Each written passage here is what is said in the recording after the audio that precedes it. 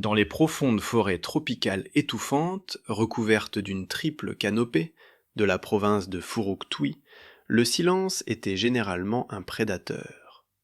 Le silence signifiait que l'ennemi attendait, observait, et se préparait à frapper. Mais pour une patrouille SAS de 5 hommes, coincée dans un ravin près des longues collines de Long Ai, le silence n'était plus une option. Le temps de la furtivité était passé depuis des heures. Maintenant, leur monde n'était qu'une cacophonie de tirs claquants d'AK-47, du bruit terrifiant des mortiers ennemis qui se rapprochaient, et de la respiration haletante d'hommes qui savaient qu'ils étaient sur le point de mourir. La situation était un cauchemar de Manuel.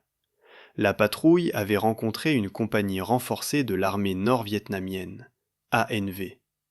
En infériorité numérique de 20 contre 1, ils avaient mené un repli combatif sur 3 km, épuisant leurs munitions et leur eau.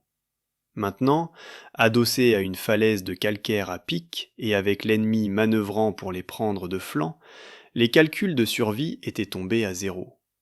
Ils avaient tiré leur dernière grenade fumigène, un panache de gaz violet luttant pour s'élever à travers l'épaisse canopée.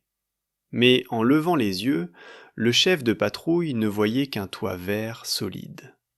Les arbres ici étaient des géants antiques, s'élevant à 150 pieds dans les airs, leurs branches s'entrecroisant pour former une barrière impénétrable. Il n'y avait pas de clairière, il n'y avait pas de zone d'atterrissage, LZ. Selon toutes les règles de l'aviation militaire, ils étaient inaccessibles. Puis, ils l'ont senti avant de l'entendre. Cela a commencé comme une vibration dans le sternum, une pulsation rythmique qui semblait se synchroniser avec les battements frénétiques de leur cœur. Puis est venu le son, le wop wop wop, lourd et distinctif des pales de rotor claquant l'air humide. C'était le bel UH-1 Iroquois, le Huey pour un civil. Pour un soldat au Vietnam, ce n'était pas seulement un bruit, c'était le son de la vie elle-même. C'était la cavalerie, l'ambulance et le billet de retour à la maison, le tout enveloppé d'aluminium et de rivets. Mais l'espoir a rapidement tourné à l'effroi. Le radio-opérateur, hurlant par-dessus le bruit des tirs, a transmis la situation aux hélicoptères en approche. Pas de LZ, je répète, pas de LZ, la canopée est solide. La procédure opérationnelle standard pour l'aviation de l'armée américaine, ou la Royal Australian Air Force, RAAF, était claire. S'il n'y a pas de trou dans les arbres, vous ne pouvez pas atterrir. Vous ne pouvez pas treuiller. Vous devez annuler et appeler des frappes aériennes en espérant que l'équipe au sol puisse tenir jusqu'à ce qu'une clairière puisse être dégagée avec des explosifs puissants. Mais la patrouille SAS n'avait pas des heures, elle avait des minutes. Haut au-dessus de la canopée, le chef de vol des hélicoptères RAAF a regardé en bas. Il a vu la fumée violette filtrer à travers les feuilles. Il a vu les éclairs des tirs ennemis se rapprocher des 5 Australiens désespérés. Il a regardé sa jauge de carburant, puis son copilote. Ce n'étaient pas des pilotes ordinaires. C'étaient les hommes du numéro 9 Squadron RAAF. Ils ne volaient pas selon le manuel. Ils volaient selon un code de fraternité qui frôlait la folie. Ils se faisaient appeler les Bush Rangers, gardes du bush, d'après les bandits hors-la-loi sauvages de l'histoire australienne. La voix qui a crépité à la radio SAS n'était pas paniquée. Elle ne citait pas les règles de sécurité. Elle était calme, posée et typiquement australienne. Albatros 1-0 a un visuel sur votre fumée. Gardez la tête baissée les gars, on arrive dans le salon. Le chef de patrouille SAS a levé les yeux, incrédule. Arriver comment ? Il n'y avait aucun moyen de passer à travers les arbres, à moins, bien sûr, que les pilotes n'aient l'intention d'en créer un. Pour comprendre la folie pure du sauvetage qui était sur le point de se dérouler, il fallait comprendre qui était assis dans le cockpit. Officiellement, il faisait partie du numéro 9 Squadron de la Royal Australian Air Force. Leur indicatif radio était Albatros, un oiseau de mer majestueux, bien que quelque peu maladroit. Mais dans l'argot irrévérencieux de l'armée australienne, ils avaient gagné un nom différent, un qui leur collait à la peau comme la poussière rouge de Nouidat, les Bush Rangers. Dans le folklore australien, les Bush Rangers étaient des hors-la-loi du XIXe siècle, des hommes comme Ned Kelly, qui parcouraient la frontière sauvage, défiant l'autorité et vivant selon leur propre code. Pour les pilotes du numéro 9 Squadron, ce nom était un insigne d'honneur. Il signifiait que, dans les moments difficiles, le règlement était la première chose à jeter par la fenêtre. Ils étaient une petite unité dans une guerre massive. La première division de cavalerie américaine voisine possédait des centaines d'hélicoptères. Ils grouillaient dans le ciel comme des guêpes en colère. Si un pilote de l'armée américaine écrasait un Huey, un remplaçant attendait sur le tarmac avant que l'épave n'ait fini de fumer. Les Américains traitaient les hélicoptères comme des munitions, des ressources fongibles à utiliser dans la poursuite de la victoire. Les Australiens n'avaient pas ce luxe. Le numéro 9 Squadron possédait un total général de 16 hélicoptères UH-1 Iroquois pour toute la guerre. 16. C'était tout. Chaque cellule était une précieuse ressource nationale. En perdre une n'était pas seulement une mauvaise journée, c'était un désastre stratégique pour l'ensemble du groupe de travail.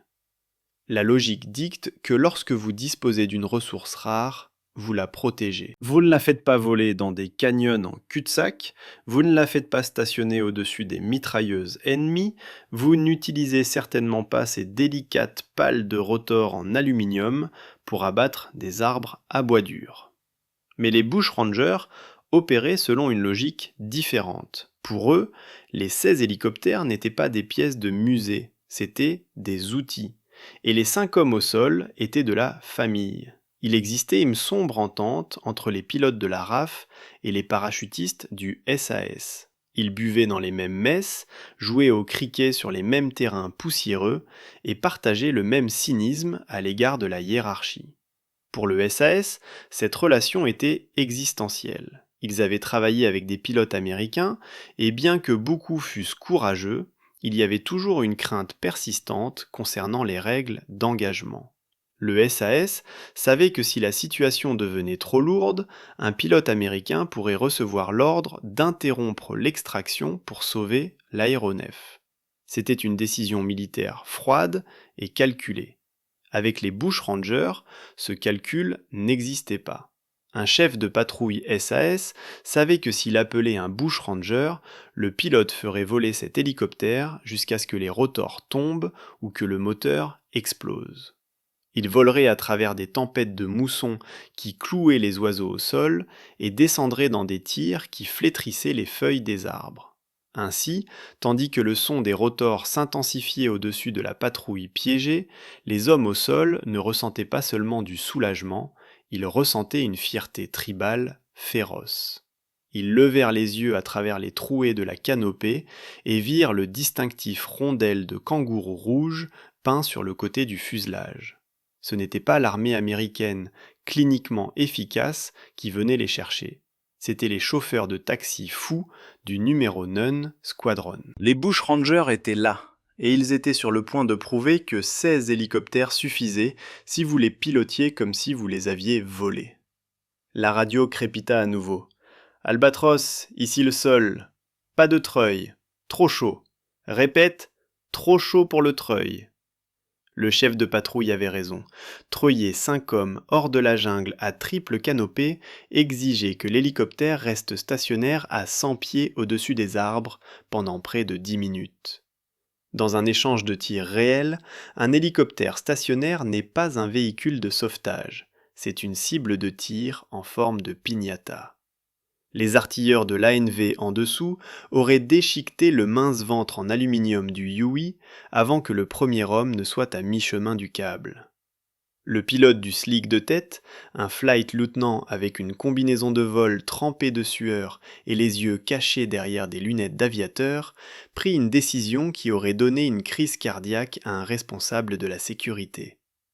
S'il ne pouvait pas tirer les hommes vers le haut à travers les arbres, il ferait descendre l'hélicoptère jusqu'aux arbres. « Accrochez-vous, les gars », murmura le pilote à son équipage par l'interphone. « On va faire un peu de jardinage. » Il abaissa le levier de pas collectif.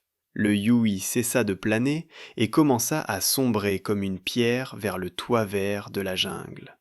C'était l'art légendaire et interdit de la tonte de pelouse, lawn mowing. Les pales du rotor principal du UH-1 sont des longerons massifs, creux, de métal, tournant à des centaines de révolutions par minute. Elles sont conçues pour fendre l'air, pas le chêne et le teck. Mais les bushrangers avaient découvert une échappatoire désespérée dans l'aérodynamique. Si vous frappiez suffisamment fort les branches supérieures molles de la canopée, la végétation cédait avant le métal. Le son changea instantanément. Le whoop whoop, rythmé de l'air, fut remplacé par un violent et terrifiant whack, crack, shred. On aurait dit qu'un géant donnait un piano à manger à une déchiqueteuse à bois. À l'intérieur du cockpit, la vibration était à vous briser les os. Le tableau de bord s'est brouillé, la jauge de couple a grimpé dangereusement dans le rouge, alors que le moteur hurlait pour maintenir la rotation contre la résistance du feuillage. En bas, la patrouille SAS regardait avec admiration mêlée de terreur. Le ciel au-dessus d'eux s'est littéralement effondré. Des branches massives, des feuilles et du bois pulvérisés pleuvaient sur leurs têtes. À travers la douche de débris, le ventre vert foncé du Yui émergea, forçant son chemin vers le bas comme un dragon en colère.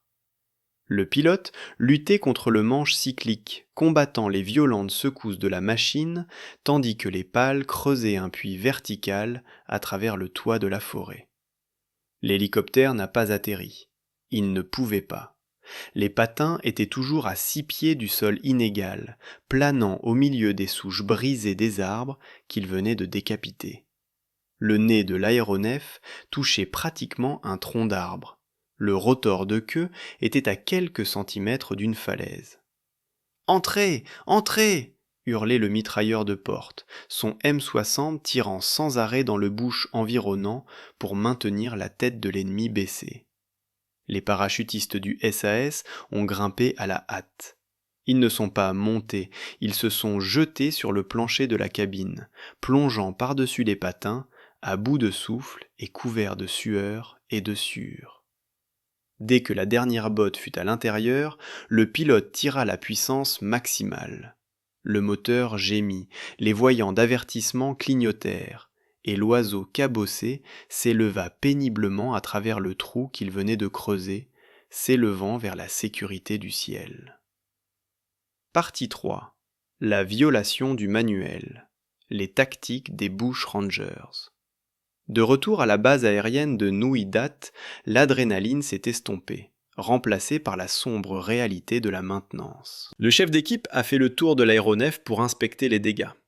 Les bords d'attaque des pales de rotor ressemblaient à des couteaux à steak dentelés. Ils étaient ébréchés, cabossés et verts de chlorophylle.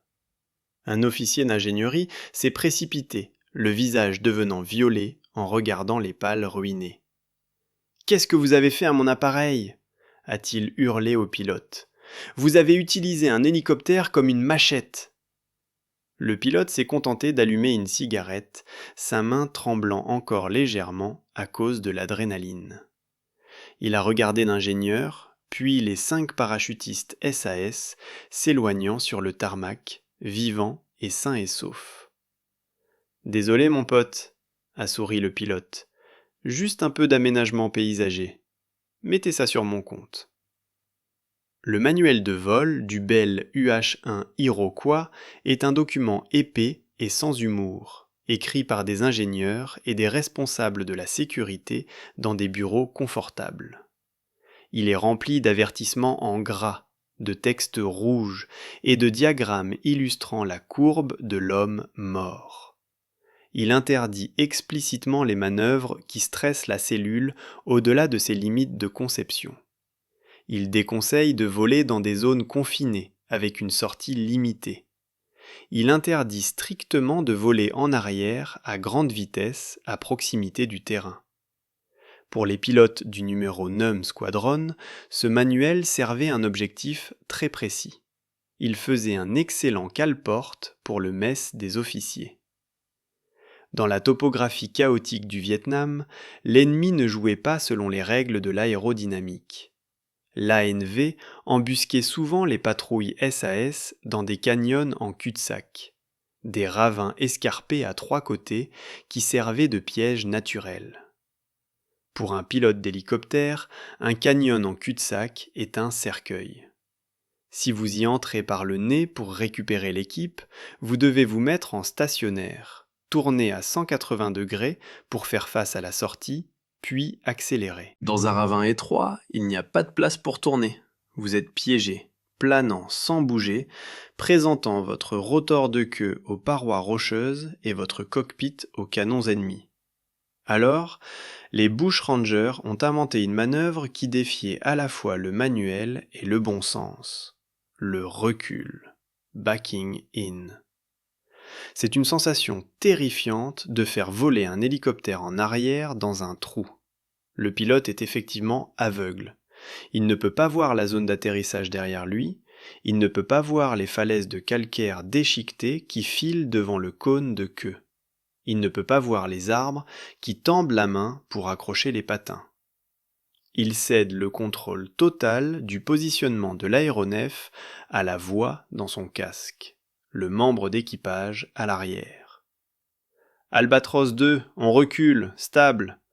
La voix du membre d'équipage continuerait, calme et monotone, pendant qu'il était suspendu à moitié hors de la porte ouverte, maintenu seulement par un harnais de singe.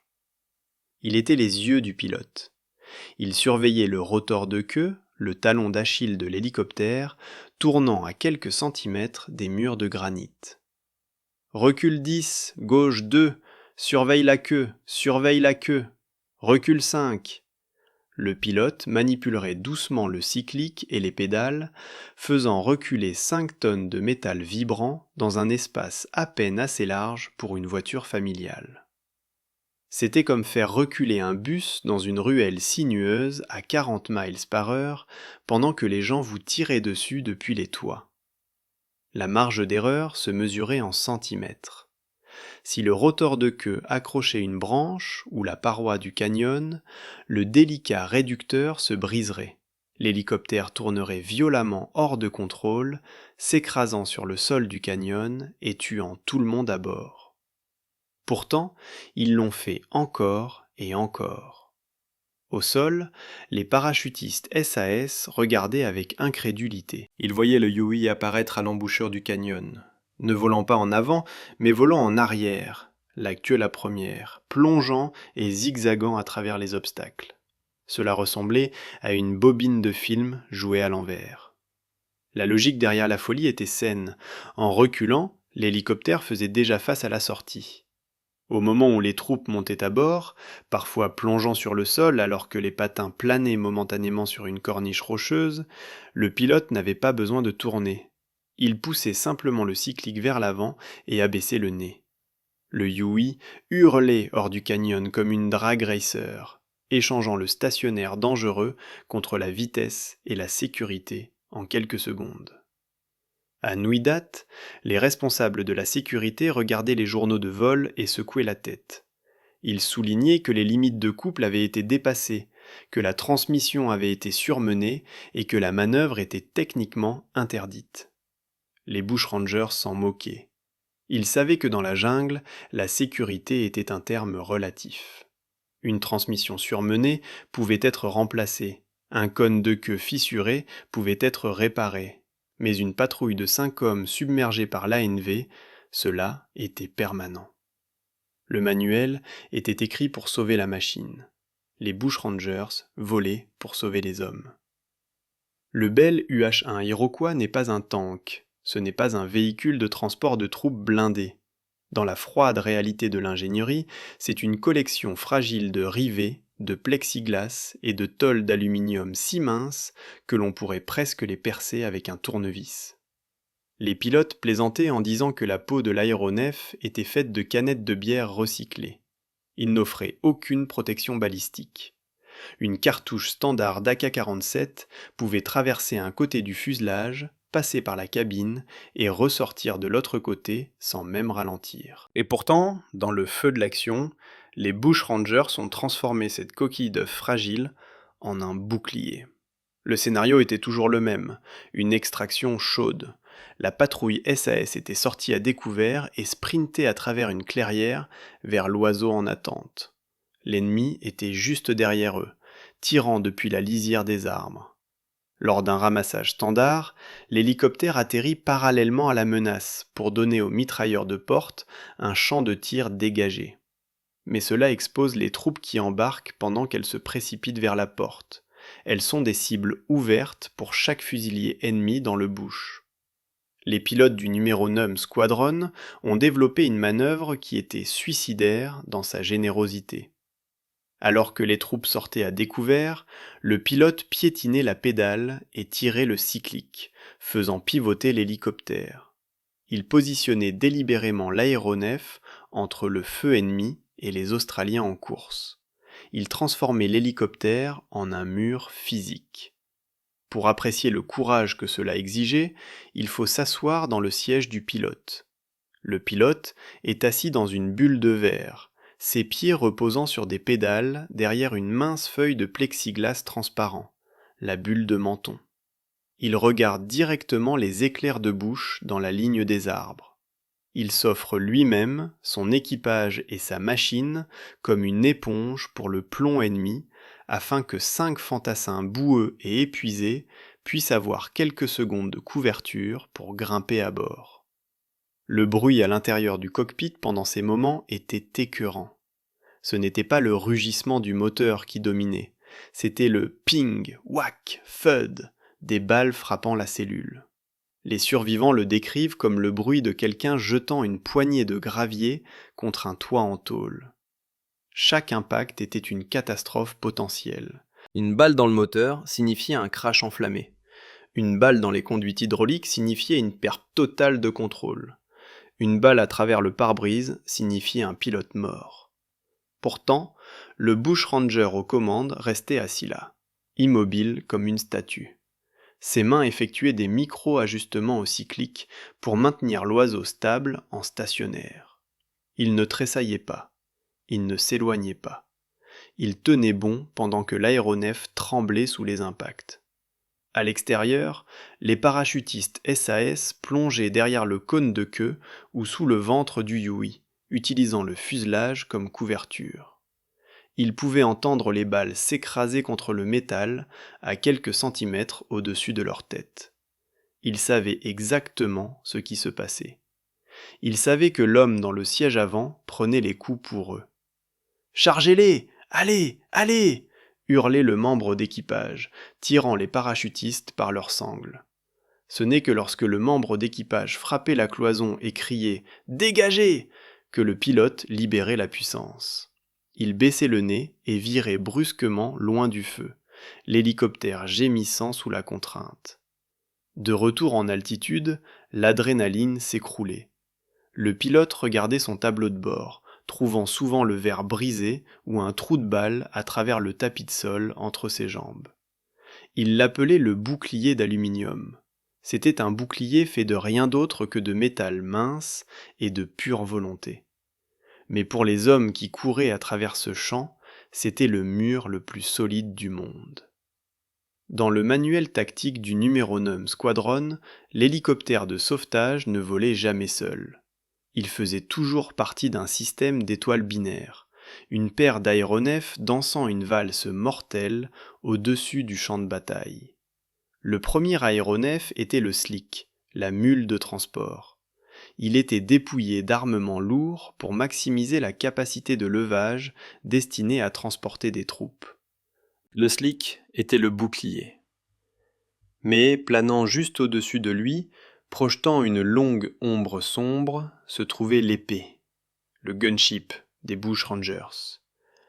Si le Slick était une ambulance, le gunship était un char volant. La RAF avait modifié ces UH-1 pour en faire des prédateurs.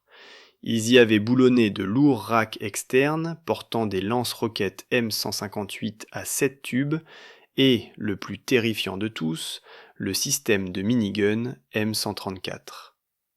Le minigun était un canon rotatif à entraînement électrique capable de cracher 4000 cartouches de 7,62 mm par minute. La coordination entre les deux était un chef-d'œuvre de violence. Alors que le Slick abaissait son nez pour commencer la descente précaire en tonte de pelouse dans la jungle, le gunship entrait dans une orbite prédatrice serrée juste au-dessus.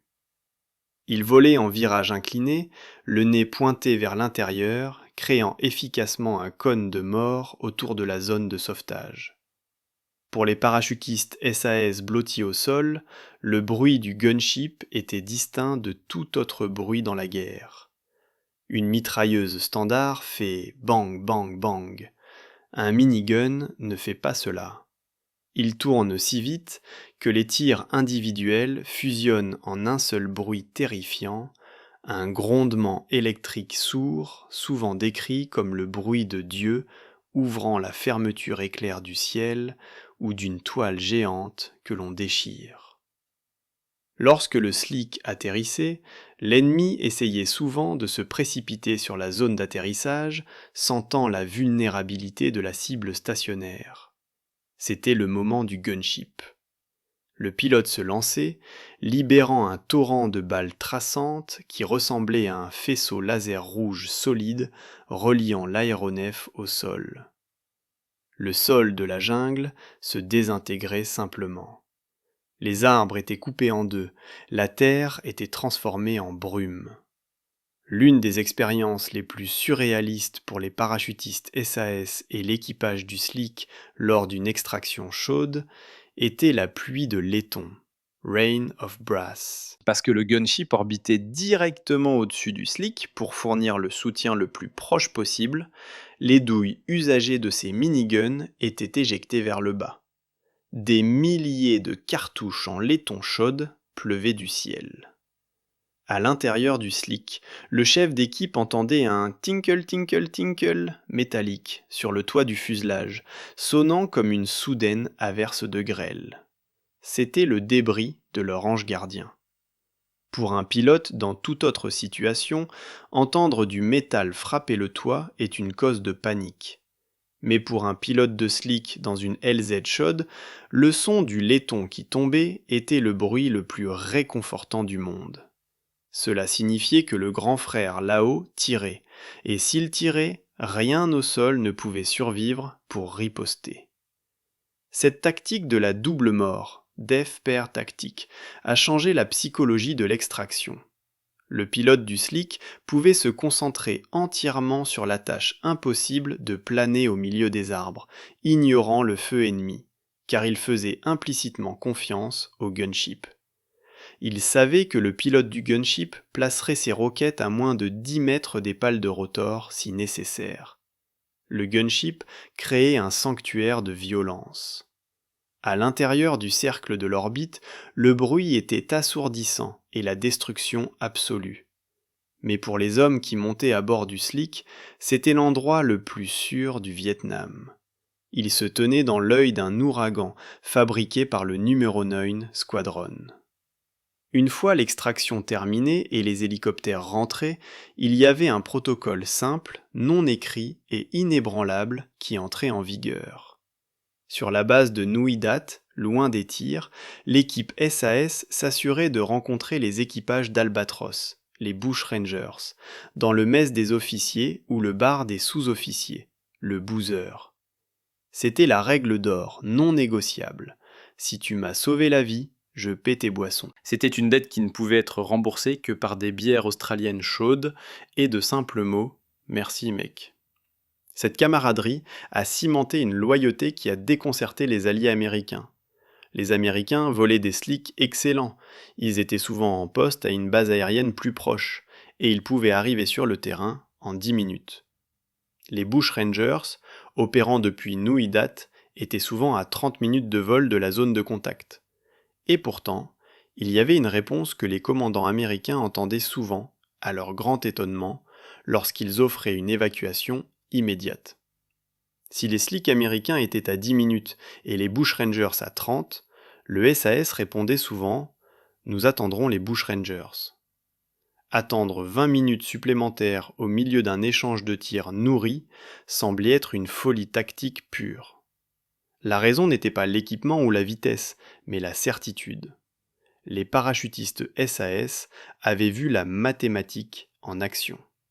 Les pilotes américains, bien que courageux, devaient faire passer la conservation d'un aéronef de plusieurs millions de dollars avant quelques fantassins si le risque était trop grand.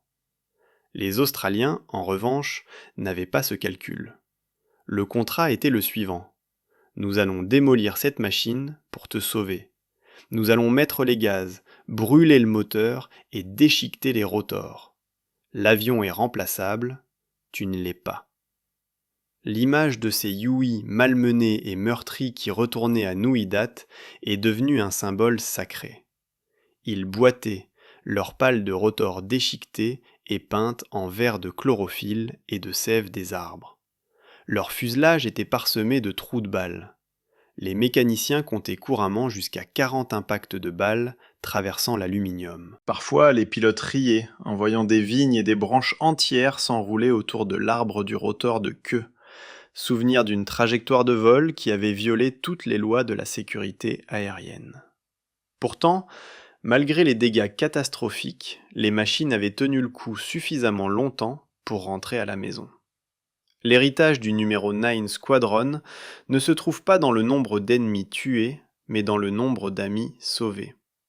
Dans le paysage chaotique, moralement ambigu et souvent terrifiant de la guerre du Vietnam, les bushrangers ont fourni la seule chose que chaque soldat désire mais trouve rarement, la certitude absolue. Pour le parachutiste SAS au plus profond du bush, la guerre était un tourbillon de variables. Les renseignements pouvaient être erronés, l'ennemi pouvait être plus fort que prévu, la radio pouvait tomber en panne. Mais les bushrangers étaient une constante. Ils étaient l'objet inébranlable dans une guerre fluide. L'image de ces Huey cabossés, fuyant des fluides, vibrant sous les dégâts mais toujours en vol, est devenue un symbole sacré. Elle représentait un contrat signé non pas avec de l'encre, mais avec le risque.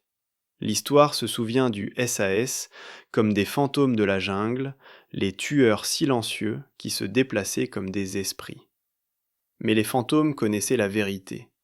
Ils savaient que lorsque le silence était brisé et que le monde se transformait en feu, ils n'étaient en vie que grâce à un groupe de pilotes qui étaient assez fous pour piloter des bushs dans une fusillade. C'étaient les bushrangers, les hors-la-loi qui ont enfreint toutes les règles du livre juste pour s'assurer que leur frère rentre à la maison prendre une bière.